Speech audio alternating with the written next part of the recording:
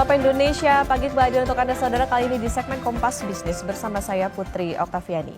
Kepala BPI Danantara, Rosan Roslani, bilang Danantara adalah badan yang paling dapat pengawasan. Melalui Danantara, pemerintah akan menaruh modal 20 miliar dolar Amerika, 20 proyek strategis. Oh, ini mungkin menurut saya ini Danantara adalah suatu badan yang paling banyak diawasi. Ini paling banyak diawasi, ya, karena nanti semua terlibat, ya, baik dari karena ini kita adalah lapor langsung ke Bapak Presiden. Itu sudah ada yang tidak ada yang paling lebih tinggi lagi, pelaporannya pertanggungjawaban ke Bapak Presiden, dan Bapak Presiden otomatis akan dibantu oleh seluruh perangkatnya untuk memastikan kita bisa berjalan dengan baik. Dan ini saya meyakini juga akan melibatkan semua pihak dan seluruh perangkatnya. Gitu. Saudara, dua petinggi Danantara, Rosan Roslani dan Doni Oskaria masih merangkap jabatan di Kabinet Merah Putih. Yang menarik, kini Presiden bisa memberikan hak monopoli BUMN dan anak usahanya. Apa resiko dua hal ini pada aset sekitar 15.000 triliun? Kompas Bisnis akan tanya langsung ke Direktur Next Indonesia Center sekaligus pengamat BUMN Heri Gunawan yang saat ini sudah berada di studio Kompas TV. Selamat pagi Pak Heri. Selamat pagi Mbak Okta. Oke Pak Heri, menarik soal kita melihat bagaimana ada dua nama yang juga menjadi anggota dari Kabinet Merah Putih. Nah, Danantara ini kan mengelola aset 15.000 triliun ya. Pak. Ada duit segar APBN 325 triliun rupiah untuk investasi. Apa resikonya kalau tadi regulator jadi operator? Kalau kita analogikan bola, wasitnya ini ikut main di lapangan. Betul. Ini jadi persoalan gitu. Jangan lupa, Danantara ini kan, ini sovereign wealth fund. Ini base-nya adalah trust publik maupun trust pada investor maupun mitra kerja. Ini yang harus dipegang betul gitu ya, bahwa kalau tidak ada trust, persoalan Danantara itu pasti akan lemah. Nah, Pak Rosan dan Pak Doni misalnya, ini persoalannya kedua orang ini melanggar Undang-Undang Kementerian Negara. Undang-Undang Kementerian Negara jelas bahwa menteri dan yang wakil menteri tentunya sekalian itu dilarang merangkap jabatan menjadi pimpinan pada organisasi yang dibiayai oleh APBN. Danantara kan duitnya dari APBN, itu kantong pemerintah. Nah, kemudian apalagi kayak Pak Doni misalnya. Pak Doni itu sekarang merangkap, selain dia menjadi COO Danantara, Pak Doni juga wakil komisaris utama Pertamina. Kemudian dia juga wakil menteri, 3 jabatan dia pegang, dan kebetulan Pertaminanya anaknya lagi bermasalah gitu. Di mana pengawasan Pak Doni? Misalnya gitu. Nah, jadi ini ada trust yang pertama ini jadi pertama gini, saya kira Danantara itu diciptakan atau didirikan itu dengan niat baik. Tapi ketika direalisasikan, niat baik itu akan menjadi hilang karena ada risiko bahwa ini ada konflik of interest, karena Pak Rosan masih menjadi Menteri Investasi dan Pak Doni masih menjadi Wakil Menteri. Menurut saya sebaiknya Pak Rosan dan Pak Doni declare mau pilih Danantara atau mau pilih menjadi menteri. Nah, kalau dia mau pilih di Danantara, sebaiknya mundur. Kasihan Pak Presiden. Presiden Prabowo itu kan selalu menyebut dirinya sebagai patriot. Patriot itu kan demi bangsa, bukan demi jabatan. Jangan sampai ada pembantunya itu ada rangkap jabatan plus rangkap pendapatan. Apalagi sampai triple kayak Pak Doni itu. Oke, berarti kira-kira gitu. Seberapa beresiko sih Pak dengan tadi misalnya salah satunya adalah soal konflik of interest. Apalagi ini kan tadi dikatakan bahwa Danantara kelola aset 15.000 triliun. Ya. Ini kan baru beberapa BUMN, nantinya akan semua BUMN akan dikelola oleh Danantara. Betul. Risikonya sangat besar.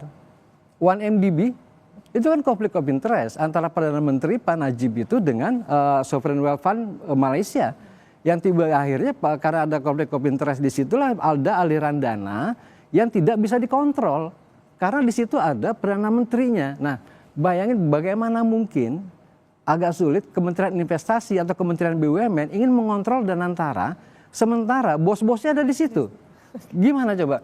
Wah, seperti saya selalu bilang itu bahwa ini kan Kementerian BUMN ini kayak FIFA. Dia regulator di dalam dunia sepak bola, di dalam BUMN. Kemudian ketika ada pertandingan dia jadi wasit. Nah, persoalannya FIFA ini kemudian jadi pemilik klub bola. Kan lucu, gimana dia memberikan sanksi? Nah, yang ada juga di Undang-Undang BUMN itu juga, ini ada yang memang orang luput perhatikan. Kalau ada konflik antar BUMN atau BUMN dengan anak usaha BUMN atau dengan perusahaan terafiliasinya dia itu harus diselesaikan dengan cara mediasi, bukan ke proses hukum. Nah, proses mediasi ini nanti ujungnya ke menteri, bisa dibayangin tuh. Nanti kalau ada kasus antar BUMN atau BUMN dengan perusahaan afiliasi, itu semua diselesaikan di bawah meja dan itu mengikat secara hukum. Ada di dalam Undang-Undang BUMN yang tahun 2025 itu. Oke Pak, meskipun Pak Rosan sendiri bilang bahwa Danantara ini akan menjadi lembaga yang sangat diawasi, banyak diawasi, tapi auditnya nanti seperti apa Pak dengan adanya situasi bahwa ya ada rangkap jabatan itu di petinggi Danantara? Kalau audit itu kan secara di atas kertas, BPK itu hanya bisa mengaudit Danantara. Karena Danantara itu adalah kekayaan negara yang dipisahkan. Nah, di bawah Danantara, ini lagi hak istimewa nih, hak istimewa dari Danantara. Nanti di bawah Danantara itu kan satu ada holding investasi, ada holding operation. Nah, ini dua-duanya sesuai dengan undang-undang, itu bentuknya adalah perseroan terbatas. Artinya dia nanti jadi entitas bisnis.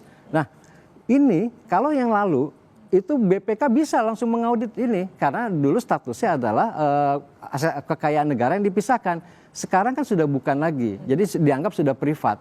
Nah, jadi nanti itu BUMN ini kalau dia pengen diaudit oleh BPK itu harus tujuan tertentu, artinya harus minta izin dari perangkat di DPR atas permintaan DPR. Oke, Pak Heri, selain tadi ada dua nama Rosan dan juga Doni Oskaria, tentu nama Erick Thohir juga jadi menarik, Menteri BUMN tapi juga Kepala Dewan Pengawas Danantara. Posisi Erick ini akan menimbulkan masalah nggak sih Pak di kemudian hari?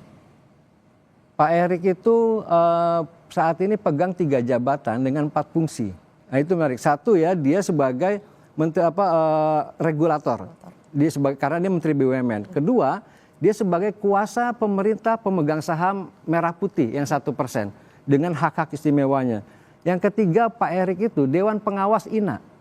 Jadi LPI Indonesia yang sudah ada. Nah sekarang yang keempat, Pak Erick itu menjadi ketua Dewan Pengawas Danantara. Menurut saya ini potensi terjadinya moral hazard. Kemudian potensi terjadinya konflik of interest itu sangat tinggi. Dan bagaimana mungkin Pak Erick itu ingin memberikan pengawasan. Pak Erick ini kan seharusnya menjadi wasit nih. Itu BP Danantara lo melanggar ya. Ini holding investasi atau holding operation. Itu jangan lewat garis itu, bahaya gitu kan. Tapi dia ngomongnya ke Pak Doni dan ke Pak Rosan gimana. Sementara kita tahu lah, udahlah secara senioritas Pak Rosan ini lebih senior dari Pak Erick gitu ya.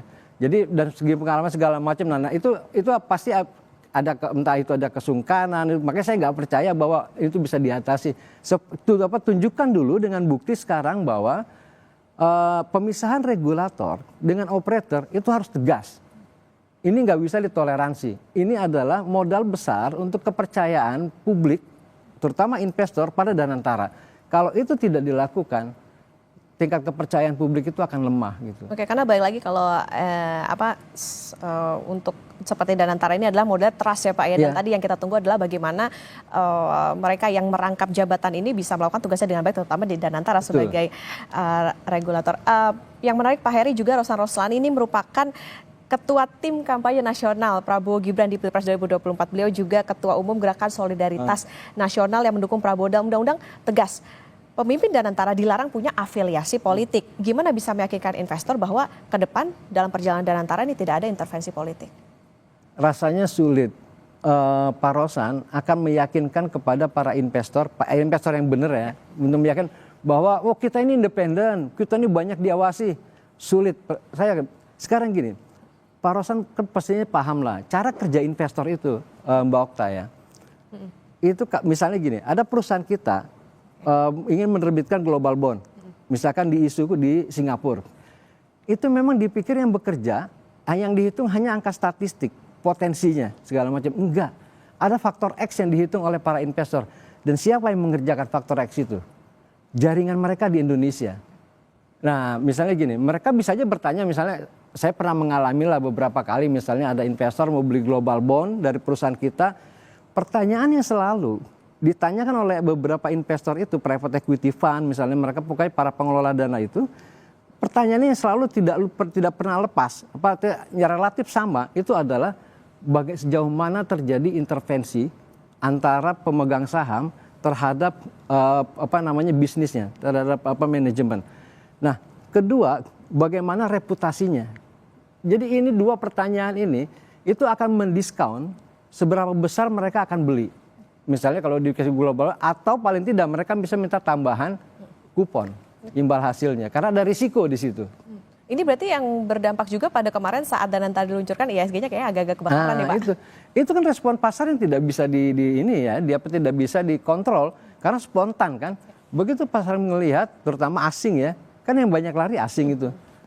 Aduh, ini regulator merangkap menjadi operator. Udah gitu, mereka bukannya nggak tahu tuh ada pelanggaran undang-undang di situ. Bayangin sebuah lembaga besar dengan aset ratusan triliun itu, ribu triliun, tiba-tiba kemudian dibuat dengan cara langkah pertamanya dengan cara melanggar. Termasuk undang-undang terbaru. Di undang-undang terbaru itu udah jelaskan. Misalnya bahwa pengurus Danantara apa itu termasuk direksi, kayak Pak Doni kan direksi, tidak boleh merangkap jabatan di kementerian, baik sebagai tenaga maupun sebagai tenaga fungsional. Jadi Pak Doni itu tidak boleh sebagai direksi tidak boleh merangkap di kementerian. Ini jelas-jelasan dia masih wakil menteri. Jangan-jangan saya khawatir mereka nggak baca itu Undang-Undang Nomor 1 tahun 2025 BUMN itu.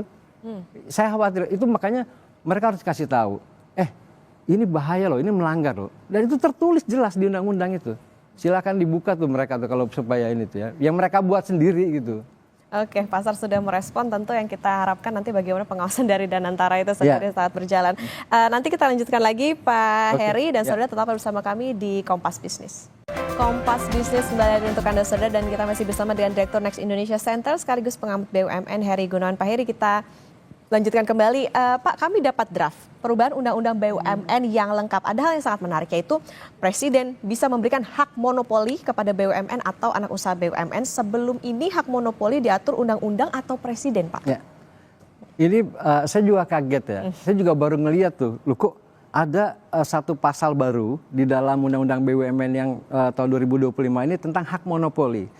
Setahu saya gitu ya, kalau kita baca Undang-Undang Anti Monopoli dan Persaingan Usaha Tidak Sehat, yang sekarang yang kemudian melahirkan KPPU itu, Komisi Pengawas Persaingan Usaha, di situ udah jelas disebutkan, memang boleh monopoli itu terkait dengan barang atau jasa yang menyangkut hajat hidup orang banyak.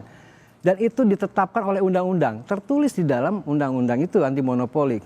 Tapi kemudian undang-undang ini, sementara di undang-undang BUMN, itu ceritanya berbeda. Presiden yang akan menentukan barang atau jasa yang bisa dimonopoli oleh BUMN. Yang termasuk hajat hidup tadi ya Pak ya? Iya, misalnya gini, itu menurut saya jadi direduksi. Awalnya harus ditetapkan oleh undang-undang seperti kelistrikan yang dimonopoli PLN atau BBM bersubsidi dimonopoli oleh Pertamina, itu dasarnya undang-undang. Nah, kemudian direduksi menjadi dasarnya nanti adalah pertimbangan presiden. Nah, ini berbahaya menurut saya. Berbahayanya gini, kalau presiden melihat, ini kita ambil contoh aja, mudah-mudahan tidak terjadi. Food estate misalnya itu dianggap sebagai proyek strategis demi ketahanan pangan nasional. Maka dengan dengan sesuka hati aja presiden bilang, ini nanti Perum Bulog ya yang garap ya, tidak boleh ada yang lain, monopoli Perum Bulog. Dengan effort semua resource pemerintah dikerahkan ke Perum Bulog. Coba, sementara Perum Bulog tidak punya pengalaman, ujung-ujungnya nanti Perum Bulog akan merekrut swasta yang mereka saling kenal, misalnya gitu. Nah, moral hazard dari kebijakan yang ada di Undang-Undang BUMN ini terkait dengan monopoli itu menurut saya berbahaya. Oke. Ada negara lain nggak Pak yang melakukan hal sama? Kalau sampai, menurut saya sih enggak. Mereka relatif itu udah besar ya. Kayak misalkan gini lah, Malaysia punya Petronas gitu ya. Tapi kan juga bukan yang orang lain tuh nggak bisa masuk gitu ya. Memang betul Malaysia juga memang hadir ketika pertama kali itu ada keberpihakan. Nah, terhadap kepada BUMN itu kemudian menjadi setelah itu menjadi kuat ya kan, BUMN-nya lewat khazanah segala macam itu di keuangan, telekomunikasi, migas segala macam. Nah, tapi itu kan tidak menutup kemungkinan orang lain masuk gitu. Setelah dibuka sekarang. Jadi kalau kita tuh telat kalau mengatakan gitu. Nah, menjadi persoalan tadi adalah menurut saya mekanik tata kelola pemerintahannya. Yang berbahaya adalah kemudian direduksi dari undang-undang yang akan dibahas. Kalau undang-undang itu kan pasti ada kajian akademik. Kemudian dibahas juga di DPR dengan multi partai. Nah, ini direduksi oleh undang-undang BUMN menjadi hak prerogatif presiden. Bayangin presiden begini, saya pengen punya mobil listrik atau saya pengen punya mobil listrik, wah, ini menjadi proyek strategis dan itu nanti dimonopoli oleh PLN misalnya gitu, kan nggak sehat. Nanti produknya PLN akan bersaing dengan mobil listrik yang sudah ada, tapi ini dapat fasilitas.